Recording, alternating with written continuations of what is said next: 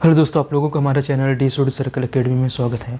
तो आज के इस वीडियो में हम लोग देखेंगे पर्यावरण अध्ययन के कुछ महत्वपूर्ण एमसीक्यूज़ को। तो अध्याय 5 पर्यावरण अध्ययन एवं कक्षा की गतिविधियाँ, ठीक है। तो इस टॉपिक से रिलेटेड सारे जितने भी एमसीक्यूज़ होगा एक ही वीडियो में करवा दिया जाएगा। तो आप लोग इस वीडियो को अंत तक जरूर देखें और अपने दोस्तों तक भी शेयर करें। और अगर चैनल में नए हैं तो चैनल को सब्सक्राइब कर ले और बेल आइकन को ऑल पर प्रेस कर ले, जिससे नई आने वाली वीडियो की नोटिफिकेशन समय पर मिलती रहे। तो चलिए इस वीडियो की शुरुआत करते हैं। यदि आप लोग शिक्षक भर्ती की तैयारी कर रहे हैं, सहायक शिक्षक में पूछे जाएंगे पर्यावरण के क्वेश्चंस, और सीजीटेट अदर स्टेट एग्जाम्स के लिए भी यह महत्वपूर्ण होगा। तो चलिए शुरुआत करते हैं। आप लोग हमारे channel D study circle academy को सब्सक्राइब कर ले, ठीक है। चलिए, तो पहला क्वेश्चन आ गया आपकी स्क्रीन पर। सामान्यतः पर्यावरण अध्ययन को किस विज्ञान से जोड़कर अध्ययन कार्य किया जाता है? ऑप्शन ए परिस्थितिकी विज्ञान, ऑप्शन बी मनोविज्ञान, ऑप्शन सी रसायन विज्ञान, ऑप्शन डी राजनीति विज्ञान। ठीक है, तो सामान्यतः पर्यावरण अध्ययन को परिस्थितिकी विज्ञान से जोड़कर अध्ययन किया जाता है। तो इसका राइट आंसर क्या हो जाएगा? Option A. ठीक है, चलिए नेक्स्ट क्वेश्चन की ओर आगे बढ़ते हैं। क्वेश्चन जल्दी जल्दी करना है, ठीक है, तो ज़्यादा एक्सप्लेनेशन नहीं दे रहे हैं। ठीक है, पर्यावरण व्यक्ति को किस प्रकार प्रभावित करते हैं? ऑप्शन ए प्रत्यक्ष रूप से, ऑप्शन बी अप्रत्यक्ष रूप से, और ऑप्शन सी ए और बी दोनों, और ऑप्शन डी इनमें से कोई नहीं। ठीक है, तो क्वेश्चन पूछा गया पर्यावरण व्यक्ति को किस प्रकार प्रभावित करता है। तो पर्यावरण जो है व्यक्ति को प्रत्यक्ष रूप से भी प्रभावित करता है और अप्रत्यक्ष रूप से भी प्रभावित करता है। ठीक है, तो इसका राइट आंसर क्या हो जाएगा? ऑप्शन सी ए और बी दोनों। ठीक है, तो पर्यावरण जो है व्यक्ति को प्रत्यक्ष रूप से भी प्रभावित करता है और अप्रत्यक्ष रूप से भी प्रभावित करता है। ठीक है, तो इसका राइट आंसर ऑप्शन सी ए और बी दोनों हो जाएगा। चलिए नेक्स्ट क्वेश्चन की ओर आगे बढ़ते हैं। तो अगला क्वेश्चन आपकी स्क्रीन पर आ गया। पर्यावरण शिक्षा के अंतर्गत शामिल किया जाता है। ऑप्शन ए प्राकृतिक जगत की घटनाओं को, ऑप्शन बी अधिभौतिक जगत की घटनाओं को, और ऑप्शन सी ए और बी दोनों, और ऑप्शन डी उपरोक्त में से कोई नहीं। ठीक है, तो चलिए बात करें हम पर्यावरण शिक्षा के अंतर्गत शामिल किसको किया जाता है, तो प्राकृतिक जगत की घटनाओं को शामिल किया जाता है। ठीक है, तो इसका राइट आंसर क्या हो जाएगा? Option A. पर्यावरण शिक्षा के अंतर्गत प्राकृतिक जगत की घटनाओं को शामिल किया जाता है। ठीक है, तो इसका राइट आंसर ऑप्शन ए हो जाएगा। चलिए नेक्स्ट क्वेश्चन की ओर आगे बढ़ते हैं। तो क्वेश्चन नंबर 4 है, शिक्षण कार्य में गतिविधि का संबंध है। ऑप्शन ए क्रियात्मक व्यवहार से, ऑप्शन बी आदर्श व्यवहार से, और ऑप्शन सी ए और बी दोनों, और ऑप्शन डी उपरोक्त में से कोई नहीं।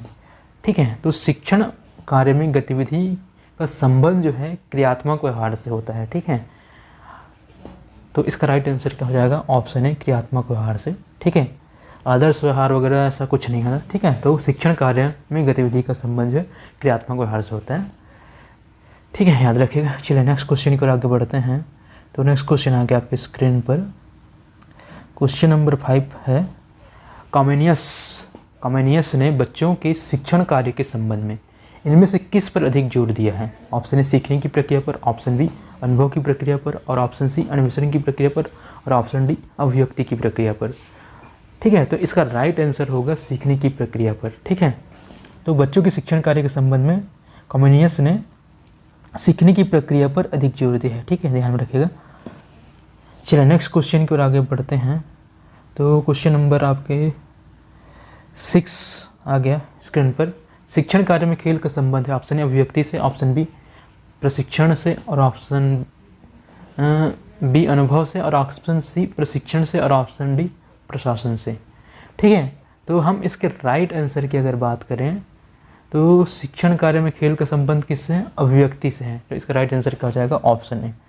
ठीक है, शिक्षण कार्य में खेल का संबंध जो है अभिव्यक्ति से है। ठीक है, चलिए नेक्स्ट क्वेश्चन की ओर आगे बढ़ते हैं। गतिविधि में शामिल किया जाता है। ऑप्शन ए शारीरिक प्रयास, ऑप्शन बी मानसिक प्रयास, ऑप्शन सी ए और बी दोनों, और ऑप्शन डी इनमें से कोई नहीं। ठीक है, तो गतिविधि में शामिल किया जाता है। गतिविधि में शामिल शारीरिक प्रयास को शामिल किया जाएगा और मानसिक प्रयास को भी शामिल किया जाएगा गतिविधि के अंतर्गत। ठीक है, तो शारीरिक प्रयास भी शामिल होंगे और मानसिक प्रयास भी शामिल होंगे। तो इसका राइट आंसर क्या हो जाएगा? ए और बी दोनों। ठीक है, तो क्वेश्चन नंबर 7 का राइट आंसर क्या है? ऑप्शन सी ए और बी दोनों, शारीरिक प्रयास और मानसिक प्रयास। ठीक है, चलिए नेक्स्ट क्वेश्चन को आगे बढ़ते हैं। तो क्वेश्चन नंबर 8 आपकी स्क्रीन पर आ गया। शिक्षण प्रक्रिया इस प्रकार होनी चाहिए कि बच्चों को सोच के लिए प्रेरित करे, इस विचार के समर्थक थे option A John Dewey, option B Rabindranath Tagore और ऑप्शन सी महात्मा गांधी और ऑप्शन डी ये सभी। ठीक है, तो इस क्वेश्चन के अगर राइट आंसर की बात करें तो ये सभी होगा। ठीक है, क्योंकि जॉन डेवी, रविंद्रनाथ टैगोर और महात्मा गांधी ये सभी जो है शिक्षण प्रक्रिया में इस प्रक्रिया में होनी चाहिए कि बच्चों को सोच के लिए प्रेरित करे। ठीक है, इस विचार के समर्थक थे। ठीक है, ध्यान में रखिएगा, शिक्षण प्रक्रिया में बच्चों की सोच के लिए प्रेरित करे, इस प्रकार होनी चाहिए शिक्षण प्रक्रिया जो है। ठीक है, इस विचार के समर्थक थे। ठीक है, जॉन डेवी, रविंद्रनाथ टैगोर और महात्मा गांधी। चलिए नेक्स्ट क्वेश्चन को आगे बढ़ते हैं। क्वेश्चन नंबर 9 आ गया आपके स्क्रीन पर। तो क्वेश्चन नंबर 9 क्या है? गतिविधि की प्रक्रिया अपने अंतर्गत समाहित करती है, ऑप्शन ए चुनौती को, ऑप्शन बी उत्सुकता को और ऑप्शन सी ए और बी दोनों, ऑप्शन डी इनमें से कोई नहीं। ठीक है, तो इसके राइट आंसर की बात करें तो गतिविधि की प्रक्रिया जो है अपने अंतर्गत समाहित करती है, चुनौती को समाहित करती है और उत्सुकता को भी समाहित करती है। ठीक है, तो इसका राइट आंसर क्या हो जाएगा? ऑप्शन सी ए और बी दोनों।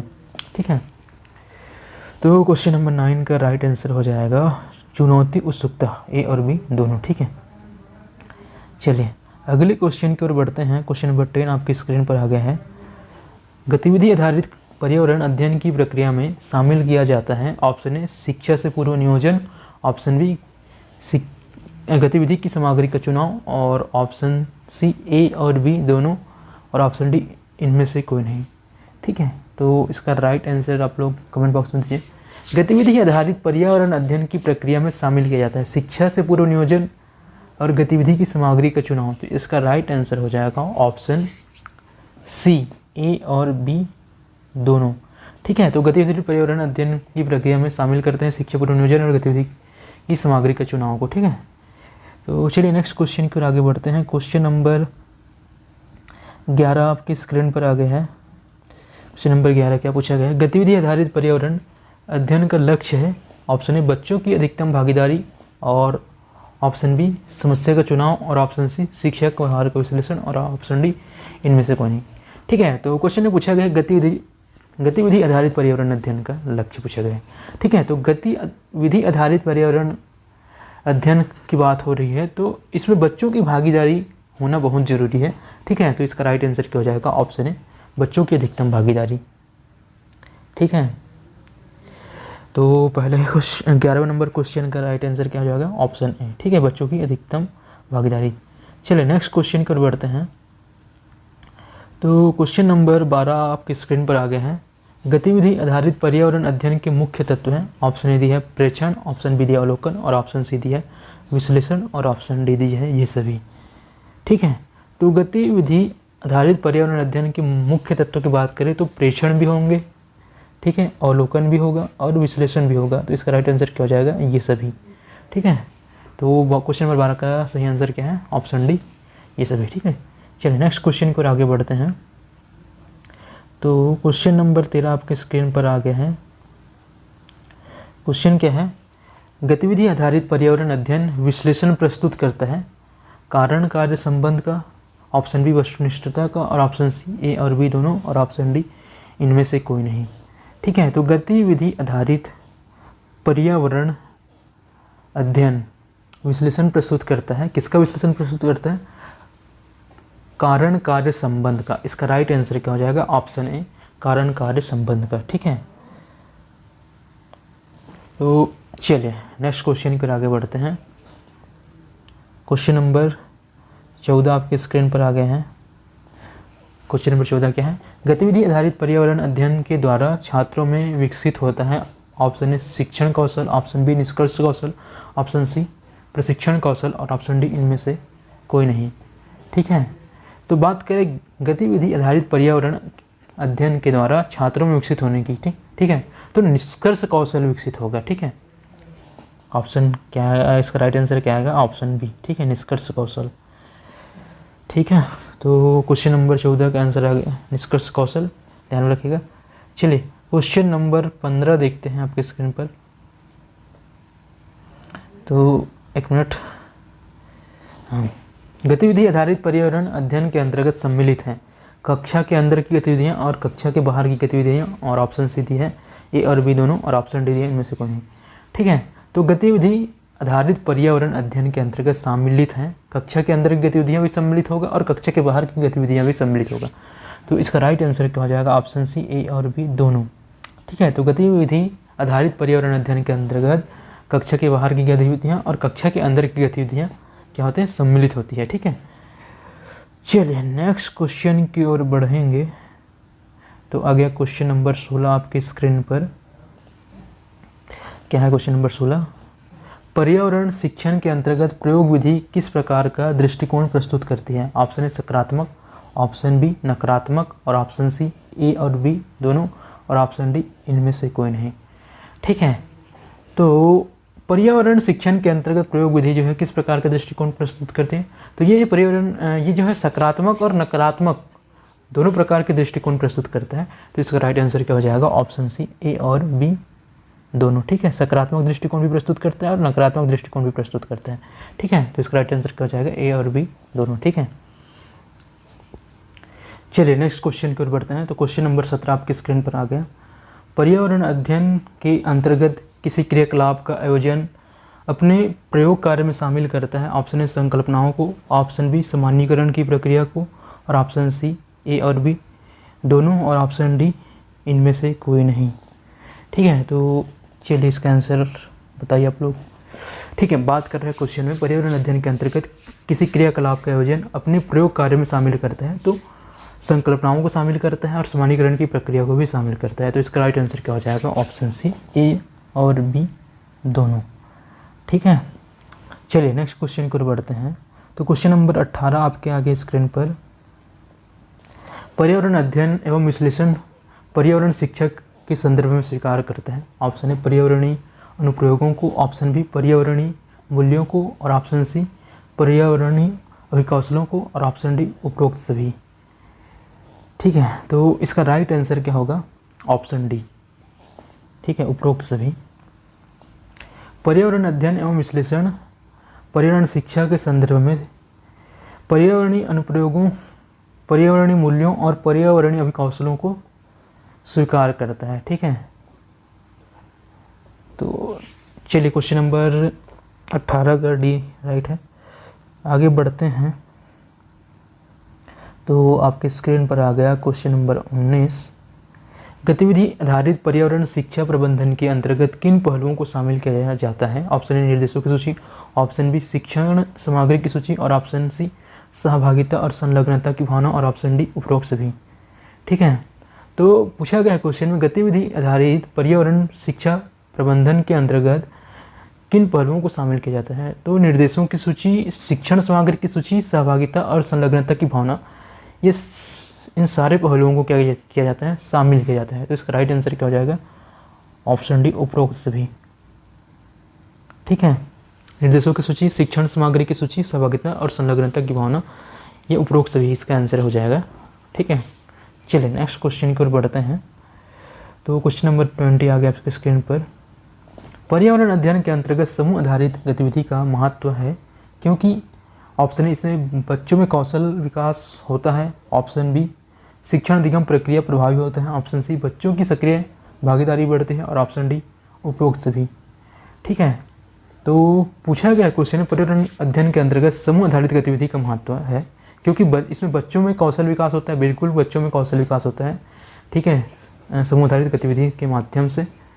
और शिक्षण अधिगम की प्रक्रिया क्या होता है? प्रभावी होता है। बिल्कुल होता है। ठीक है, और बच्चों की सक्रिय भागीदारी बढ़ती है। ठीक है, समूह आधारित है गतिविधि है तो बच्चों की सक्रिय भागीदारी बढ़ेगी। ठीक है, तो इसका राइट आंसर क्या हो जाएगा? A B C. ठीक है, तो इसका राइट आंसर क्या हो जाएगा? ऑप्शन डी उपरोक्त सभी। और ऑप्शन डी होगा क्योंकि ए भी सही है, बी भी सही है और ऑप्शन सी भी सही है, तो इसका राइट आंसर क्या हो जाएगा? ऑप्शन डी उपरोक्त सभी। चलिए क्वेश्चन नंबर नेक्स्ट देखते हैं। क्वेश्चन नंबर 21 आ गया आपकी स्क्रीन पर। समूह आधारित शिक्षण गतिविधि प्रायः स्वीकार करती है? ऑप्शन ए अंतःक्रियात्मक व्यवहारों को, और ऑप्शन बी बाह्य क्रियात्मक व्यवहारों को, और ऑप्शन सी ए और बी दोनों, और ऑप्शन डी उपरोक्त में से कोई नहीं।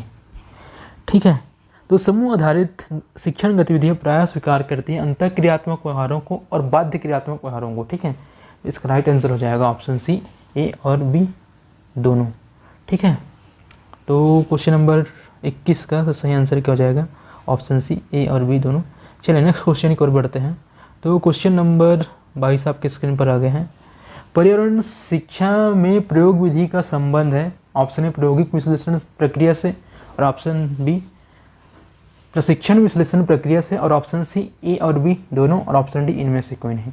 ठीक है, तो पर्यावरण शिक्षा में प्रयोग विधि का संबंध, देखो यहाँ पे प्रयोग विधि, ठीक है, प्रयोग विधि है तो इसका जो संबंध होगा प्रायोगिक विश्लेषण प्रक्रिया से होगा। ठीक है, तो इसका राइट आंसर क्या हो जाएगा? ऑप्शन ए प्रायोगिक विश्लेषण प्रक्रिया से। ठीक है, चलिए नेक्स्ट क्वेश्चन की ओर बढ़ते हैं। क्वेश्चन नंबर 23 आ गया आपके स्क्रीन पर।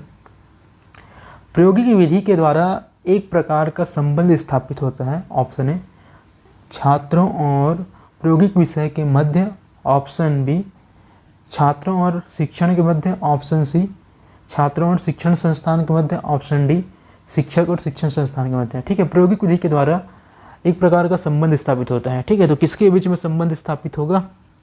तो इसका राइट आंसर होगा छात्रों और प्रायोगिक विषय के मध्य। ठीक है, ऑप्शन ए होगा इसका राइट आंसर। ठीक है, तो प्रायोगिक विधि के द्वारा एक प्रकार का संबंध स्थापित होता है छात्रों और प्रायोगिक विषय के मध्य में। ठीक है, चलिए नेक्स्ट क्वेश्चन को आगे बढ़ते हैं। तो क्वेश्चन नंबर आ गया आपके 24। स्थानीय स्तर पर प्राप्त होने वाली प्रायोगिक सामग्रियों में शामिल किया जाता है। Option A chalk, option B मोम, ऑप्शन सी रबड़, ऑप्शन डी ये सभी। ठीक है, तो स्थानीय स्तर पर प्राप्त होने वाले प्रायोगिक सामग्री में चाक, मोम, रबड़ ये सभी शामिल होंगे। ठीक है, इसका राइट आंसर क्या हो जाएगा? Option D. चाक भी शामिल होगा, मोम भी शामिल होगा, एक मिनट, चाक भी शामिल होगा, ठीक है, मोम भी शामिल होगा, रबड़ भी शामिल हो जाएगा। तो इसका राइट आंसर क्या हो जाएगा? ये सभी। चलिए नेक्स्ट क्वेश्चन की ओर बढ़ते हैं। तो क्वेश्चन नंबर 25 आपके स्क्रीन पर आ गया। क्वेश्चन नंबर 25 क्या है? गतिविधि आधारित पर्यावरण अध्ययन के लिए आवश्यक है। ऑप्शन ए पूर्व नियोजन, ऑप्शन बी अधिनियोजन, और ऑप्शन सी दिया है ए और बी दोनों, और ऑप्शन डी दिया है इनमें से कोई नहीं। ठीक है, तो इसका राइट आंसर हो जाएगा ऑप्शन ए पूर्व नियोजन। ठीक है, गतिविधि आधारित पर्यावरण के अध्ययन के लिए पूर्व नियोजन आवश्यक है। ठीक है, तो राइट आंसर क्या हो जाएगा? ऑप्शन ए पूर्व नियोजन। चलिए नेक्स्ट क्वेश्चन की ओर बढ़ते हैं। तो नेक्स्ट क्वेश्चन आपके स्क्रीन पर आ गया। Question number 26। पर्यावरण शिक्षा अध्ययन की प्रमुख विधियों में शामिल है। ऑप्शन ए चर्चाएं, ऑप्शन बी प्रयोग प्रक्रियाएं, ऑप्शन सी गतिविधियां, और ऑप्शन डी ये सभी।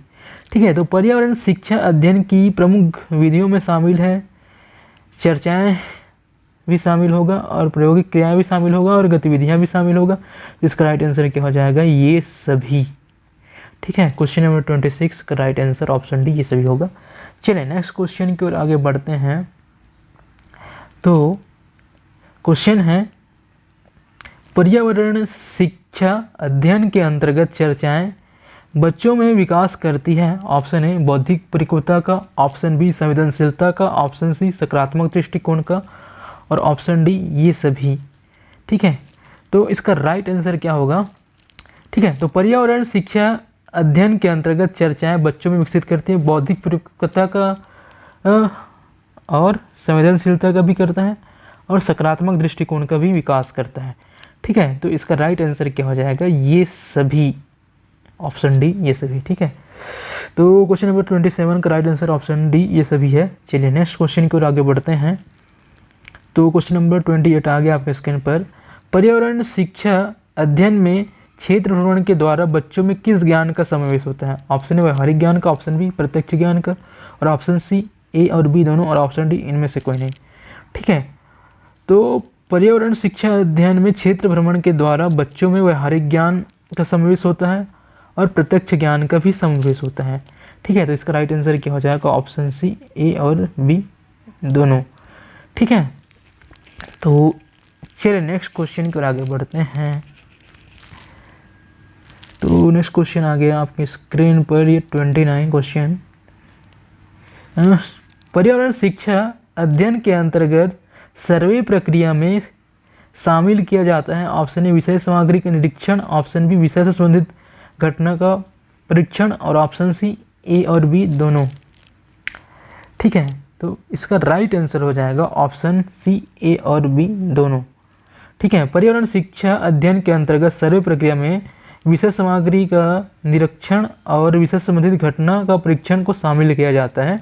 ठीक है, तो इसका राइट आंसर क्या हो जाएगा? ऑप्शन सी ए और बी दोनों।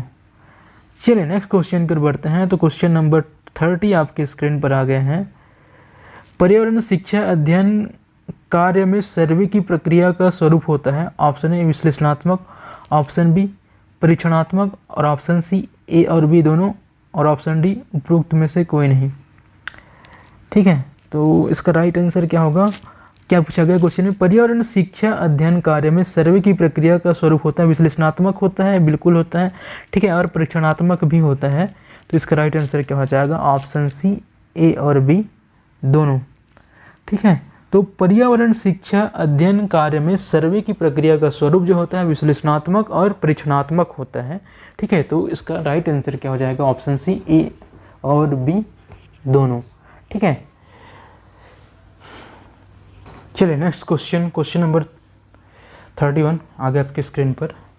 प्राथमिक स्तर की शिक्षा पूर्ण करने के पश्चात प्रत्येक बच्चे से यही उम्मीद की जाती है कि वह अपने दैनिक जीवन में किसे सरल तरीके से हल करे? ऑप्शन ए जवाब, ऑप्शन बी समस्या, ऑप्शन सी शैक्षणिक विकास और ऑप्शन डी क्या है? ऑप्शन डी है इनमें से कोई नहीं। ठीक है, तो क्या बोल रहा है क्वेश्चन? प्राथमिक स्तर की शिक्षा पूर्ण करने के पश्चात, ठीक है, जैसे ही बच्चा प्राथमिक स्तर की शिक्षा पूर्ण कर लेते हैं तो प्रत्येक बच्चे से यही उम्मीद की जाती है कि वह अपने दैनिक जीवन में किसे सरल तरीके से हल कर ले। क्या जवाब को, क्या समस्या को, क्या शैक्षणिक विकास को? ठीक है, क्या इनमें से कोई नहीं? तो इसका राइट आंसर होगा ऑप्शन बी समस्या को। ठीक है, प्राथमिक स्तर की शिक्षा पूर्ण करने के पश्चात प्रत्येक बच्चे से यही उम्मीद की जाती है कि वह अपने दैनिक जीवन में समस्या को सरल तरीके से हल कर ले। ठीक है, तो समस्या को सरल तरीके से सुलझा ले। ठीक है, यही उम्मीद किया जाता है। चलिए नेक्स्ट क्वेश्चन की ओर आगे बढ़ते हैं। क्वेश्चन नंबर 32, बच्चों में प्राथमिक स्तर की पूरे अध्ययन के बाद भी किसका अभाव रहता है? ऑप्शन ए प्रायोगिक व व्यवहारिक ज्ञान, ऑप्शन बी व्यवहारिक व भौतिक ज्ञान, ऑप्शन सी प्रायोगिक व शैक्षणिक ज्ञान, ऑप्शन डी शैक्षणिक व सामाजिक ज्ञान। ठीक है, तो बच्चों में प्राथमिक स्तर की पूरे अध्ययन के बाद भी प्रायोगिक व व्यवहारिक ज्ञान का अभाव रह जाता है। ठीक है, तो इसका राइट आंसर क्या हो जाएगा? ऑप्शन ए प्रायोगिक व व्यवहारिक ज्ञान का अभाव रहता है। ठीक है, प्राथमिक स्तर के पूरे अध्ययन के बाद भी। ठीक है, चलिए नेक्स्ट क्वेश्चन की ओर बढ़ते हैं। तो क्वेश्चन नंबर 33 आ गया आपके स्क्रीन पर। एक मिनट, क्वेश्चन नंबर 33 को अरेंज कर लेते हैं। तो क्वेश्चन नंबर 33 है, शिक्षक को पाठ्य वस्तु में दी गई विषय वस्तु को पढ़ाते समय किसकी आवश्यकता को जोड़ते हुए शिक्षण कार्य कराया जाना चाहिए? ठीक है, ऑप्शन ए उपभोग, ऑप्शन बी शैक्षणिक विकास, ऑप्शन सी दैनिक जीवन और ऑप्शन डी खेल व विज्ञान। ठीक है, तो इसका राइट आंसर होगा ऑप्शन सी दैनिक जीवन।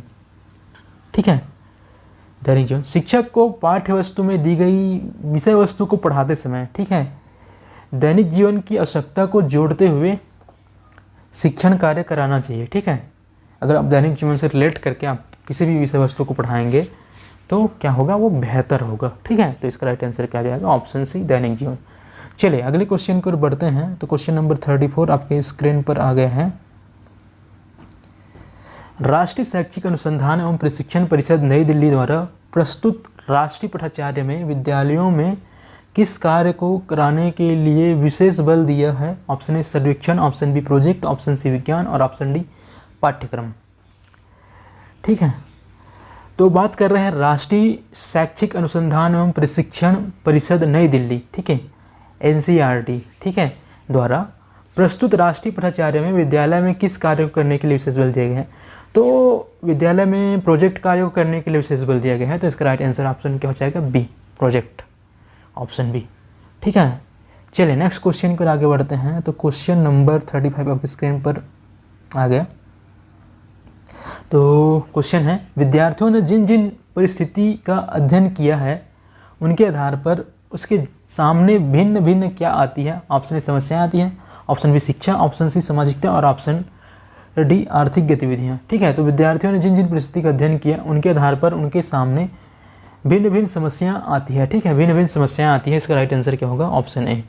ठीक है, जिन जिन परिस्थितियाँ अलग अलग सिचुएशंस में अलग अलग प्रॉब्लम्स आते हैं। ठीक है, तो इसका राइट आंसर क्या हो जाएगा, समस्याएं। चलिए नेक्स्ट क्वेश्चन की ओर बढ़ते हैं। प्रोजेक्ट की योजना बनाते समय बच्चे तथा शिक्षक के बीच क्या किया जाना चाहिए, ऑप्शन ए विचार विमर्श, ऑप्शन बी आपसी तालमेल, ऑप्शन सी वैचारिक गतिविधि, ऑप्शन डी इनमें से कोई नहीं।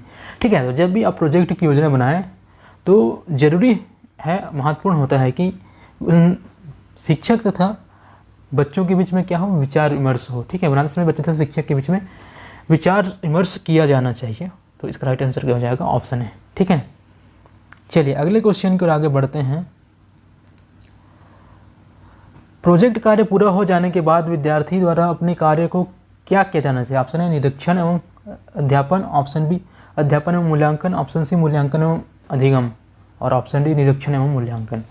ठीक है, प्रोजेक्ट कार्य पूरा हो जाने के बाद विद्यार्थी द्वारा अपने कार्य को क्या करना चाहिए, निरीक्षण एवं मूल्यांकन करना चाहिए। ठीक है, ऑप्शन डी इस राइट आंसर होगा। जैसे ही प्रोजेक्ट कार्य पूरा हो जाता है तो विद्यार्थी को चाहिए कि वो अपने कार्य का क्या करे, निरीक्षण करे और उनका मूल्यांकन करे। ठीक है, चलिए नेक्स्ट क्वेश्चन की ओर आगे बढ़ते हैं। क्वेश्चन नंबर 38 आपके स्क्रीन पर है।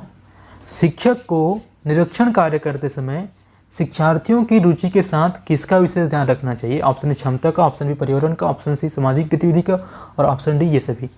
ठीक है, तो शिक्षक को शिक्षण कार्य करते समय शिक्षार्थियों की रुचि के साथ साथ उनके जो क्षमता क्या है, ठीक है, इसको भी ध्यान में रखना चाहिए। ठीक है, क्षमता को ध्यान में रखना चाहिए, बच्चों की रुचि के साथ साथ बच्चों में कितनी क्षमताएं हैं इसको भी ध्यान में रखना चाहिए। तो इसका राइट आंसर क्या हो जाएगा, ऑप्शन है क्षमता। ठीक है, चलिए नेक्स्ट क्वेश्चन की ओर बढ़ते हैं। तो क्वेश्चन नंबर 39 आपके स्क्रीन पर आ चुका है। जिस प्रोजेक्ट का चुनाव किया जाए वह ऐसा प्रोजेक्ट होना चाहिए जिसमें विद्यार्थियों को क्या होनी चाहिए, ऑप्शन ए समस्या, ऑप्शन बी रुचि, ऑप्शन सी आधार, ऑप्शन डी गुणवत्ता। ठीक है, जिस प्रोजेक्ट का चुनाव किया जाए वह ऐसा प्रोजेक्ट होना चाहिए जिसमें विद्यार्थियों को क्या होना चाहिए, भाई अब विद्यार्थी को समस्या होना चाहिए, नहीं, ऐसा प्रोजेक्ट चुनने से क्या मतलब पड़ेगा। हाँ, ऑप्शन बी रुचि दी है, हाँ बिल्कुल ऐसे प्रोजेक्ट चुनना चाहिए, ऐसा प्रोजेक्ट होना चाहिए। ठीक है, क्या होना, जिसमें विद्यार्थियों को क्या होना चाहिए, रुचि होना चाहिए। ठीक है, तो जिस प्रोजेक्ट का चुनाव किया जाए वह ऐसा प्रोजेक्ट होना चाहिए जिसमें विद्यार्थियों को रुचि होनी चाहिए। ठीक है, तो इसका राइट आंसर क्या हो जाएगा, ऑप्शन बी रुचि। चलिए नेक्स्ट क्वेश्चन को आगे बढ़ते हैं। तो क्वेश्चन नंबर 40 आपके स्क्रीन पर आ चुका है। एक मिनट, तो क्या है, स्कूल पुस्तकालय काफ़ी समय से नीतिगत सुझावों का हिस्सा रहे हैं। ठीक है, लेकिन आज भी स्कूलों में पुस्तकालय क्या पाए जाते हैं, ऑप्शन ए अव्यवस्थित पाए और ऑप्शन बी व्यवस्थित और ऑप्शन सी कठोर और ऑप्शन डी अधिगम। ठीक है, तो स्कूल पुस्तकालय जो है काफ़ी समय से नीतिगत सुझावों का हिस्सा रहा है, लेकिन आज भी स्कूलों में पुस्तकालय जो हैं अव्यवस्थित पाए जाते हैं। ठीक है, मतलब आज भी स्कूलों में अगर देखेंगे तो कोई व्यवस्थित पुस्तकालय नहीं होते हैं। ठीक है, आज भी अव्यवस्थित पाया जाता है पुस्तकालय। ठीक है, तो इसका राइट आंसर क्या हो जाएगा, ऑप्शन है अव्यवस्थित। ठीक है, चलिए नेक्स्ट क्वेश्चन की ओर आगे बढ़ते हैं। तो क्वेश्चन नंबर 41 आपके स्क्रीन पर आ चुके हैं। तो स्कूल पुस्तकालय की संकल्पना किस रूप में की जानी चाहिए, जहाँ शिक्षक, विद्यार्थी एवं निकटस्थ समुदाय के लोग आते हैं, ऑप्शन ए बौद्धिक स्थल, ऑप्शन बी सामाजिक स्थल, ऑप्शन सी शैक्षणिक स्थल और ऑप्शन डी आर्थिक स्थल। ठीक है, तो क्वेश्चन में क्या पूछा गया, स्कूल पुस्तकालय की संकल्पना किस रूप में की जानी चाहिए। ठीक है, जहाँ शिक्षक, विद्यार्थी एवं निकटस्थ समुदाय के लोग आते हैं। ठीक है, तो स्कूल पुस्तकालय की संकल्पना बौद्धिक स्थल के रूप में की जानी चाहिए। ठीक है, जहाँ वे शिक्षक आते हैं, विद्यार्थी आते हैं और निकटस्थ समुदाय के लोग आते हैं। ठीक है, तो इसकी संकल्पना कैसे करनी चाहिए, स्कूल पुस्तकालय की संकल्पना बौद्धिक स्थल के रूप में करनी चाहिए। ठीक है, तो ऑप्शन ए हो जाएगा इसका राइट आंसर। चलिए नेक्स्ट क्वेश्चन की ओर बढ़ते हैं। तो क्वेश्चन नंबर 32 आ गया आपके स्क्रीन पर। बच्चों को किताब की अद्भुत विलक्षण दुनिया से परिचित कराना चाहिए जिससे उनमें किसकी प्रवृत्ति का बढ़ावा मिले, ऑप्शन ए विकास, ऑप्शन बी ज्ञान, ऑप्शन सी शिक्षा, ऑप्शन डी विज्ञान। ठीक है, तो बच्चों को किताब की अद्भुत विलक्षण दुनिया से परिचित कराना चाहिए जिससे उनमें ज्ञान की प्रवृत्ति को बढ़ावा मिल सके। ठीक है, तो इसका राइट आंसर क्या हो जाएगा, ऑप्शन बी ज्ञान। ठीक है। तो चलिए नेक्स्ट क्वेश्चन की ओर आगे बढ़ते हैं।